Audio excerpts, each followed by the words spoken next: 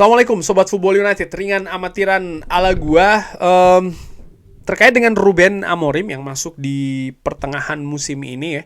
Tentu saja dia juga punya tugas, dia juga punya beban, dan akan juga menurut gua akan memiliki tekanan ya. Dan gua pikir tekanan itu akan datang tentu saja nanti ketika Manchester United ini mengalami hasil-hasil yang tidak maksimal, ya kan, pasti akan ada suara-suara yang mengatakan, ya ternyata percuma saja nih mendatangkan Ruben Amorim, Manchester United kalah dan segala macam. Mungkin hal-hal ini akan terjadi dengan mereka-mereka yang berharap memang ada hasil instan ya, hasil yang dalam jangka pendek langsung merubah segalanya. Padahal Ruben Amorim juga datang di tengah musim dengan konsep permainan yang berbeda, dengan pemain yang ada saat ini di Manchester United tugasnya sangat besar ya, dengan resiko-resiko juga mungkin tidak bisa langsung mengimplementasikan dengan baik, mungkin mengimplementasikan dengan baik tapi tidak secara sempurna, mungkin implementasinya sempurna tapi hasilnya belum begitu ya kan. Karena tidak mudah menurut gue datang di tengah musim seperti ini, atau bisa jadi juga akan mendapatkan hasil yang positif, tapi tetap melihat bagaimana keadaan dengan klub-klub lain, tim-tim lain ya kan, di papan klasemen saat ini sangat ketat sekali, sehingga ya tekanan itu menurut gue akan datang juga untuk tim kepelatihan dari Ruben Amorim. Nah, Ruben Amorim ini kan didatangkan oleh Ineos. Ruben Amorim dikatakan sebagai inilah orangnya Ineos. Ineos sendiri mendatangkan dengan tidak murah ya, artinya mereka harus membayar kompensasi Erik ten Hag dulu, lalu mereka juga membayar kompensasi ke Sporting, mereka bahkan membayarkan lebih ya kan, dengan harapan Ruben Amorim ini notice periodnya lebih singkat. Dan mereka ingin secara garis besar yang agak sedikit lebih panjang tujuannya yaitu adalah membuat Manchester United ini bisa sukses di tahun 2028.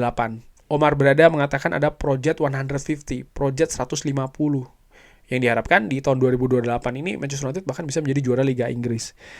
Tapi dengan masuknya Ineos ini juga banyak pengharapan ya kan, dimana Ineos sendiri ya mereka banyak fans berharap ya bisa memperbaiki manajemen dari Manchester United, terutama selama 10-11 tahun belakangan ini kan carut marut ya dengan Glazer, bisa mengelola Manchester United ini lebih baik lagi sebagai football club, sebagai klub sepak bola, baik dari sisi finansial maupun dari sisi operasional. Harapannya Manchester United bisa kembali ke masa jayanya.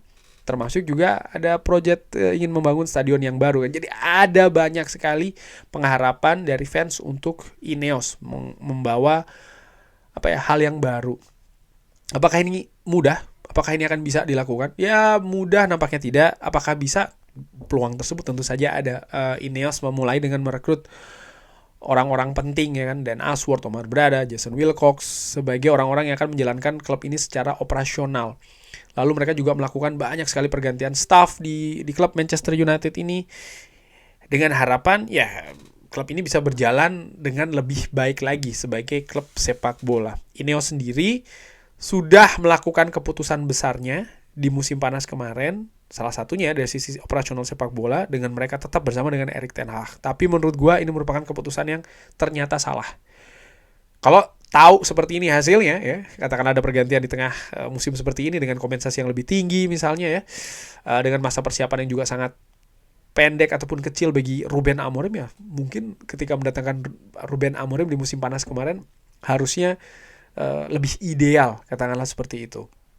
Dan menurut gue ini merupakan catatan dan bisa jadi juga sudah menjadi semacam kayak tekanan ya bagi Ineos untuk tidak melakukan kesalahan-kesalahan lagi di periode ataupun waktu-waktu mendatang. Harapannya ya tidak begitu sering melakukan pergantian atau bahkan lebih mempercayai, lebih mendukung staf kepelatihan Ruben Amorim untuk menjalankan proses terkait dengan Project 150. Ini yang paling dekat ya kan di tahun 2028 nanti. Namun menurut gue secara ringan amatiran, dan ini juga ingin gue bahas di video kali ini, tekanan bagi Ineos ya di akhir musim nanti akan besar. Setidaknya ada 3 hal.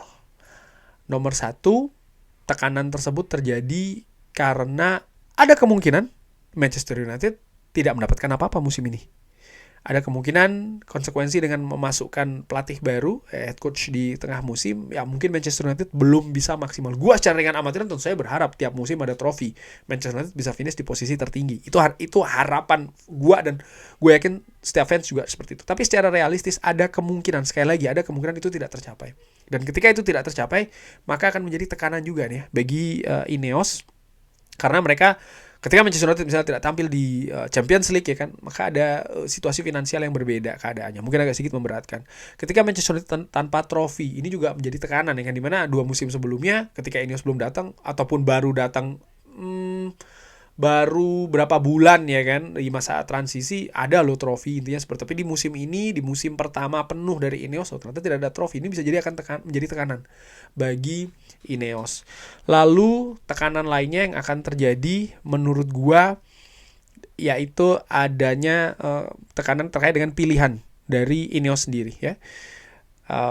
Ketika tidak berhasil, maka mungkin akan ada suara-suara yang, terutama pihak-pihak yang menginginkan hasil secara segera, hasil secara instan, mengatakan, pilihan ini salah nih dengan Ruben Amorim. Ternyata setelah melakukan pergantian sama saja atau mungkin lebih buruk keadaannya seperti itu dibandingkan dengan apa yang diraih musim lalu. Ini bisa saja terjadi dan akan menjadi tekanan juga bagi Ineos.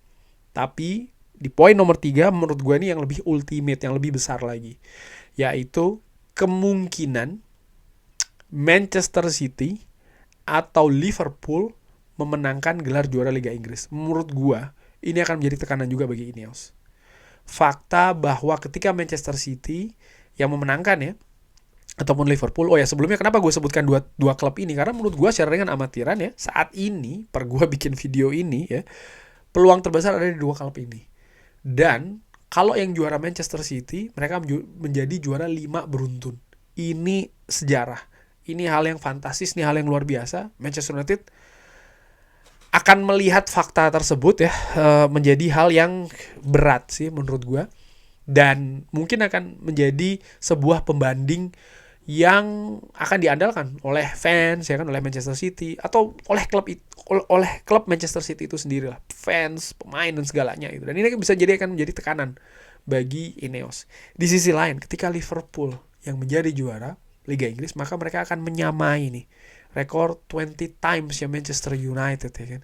Chance 20 times ini akan disamakan oleh Liverpool sebagai musuh bebuyutan juga secara kultural, secara historical dari Manchester United. Ini akan menjadi tekanan menurut gue juga bagi Ineos. Jadi ada 3 poin tadi yang gue katakan, ini hal yang bisa menjadi tekanan atau bahkan juga bisa menjadi beban bagi Ineos di akhir musim nanti.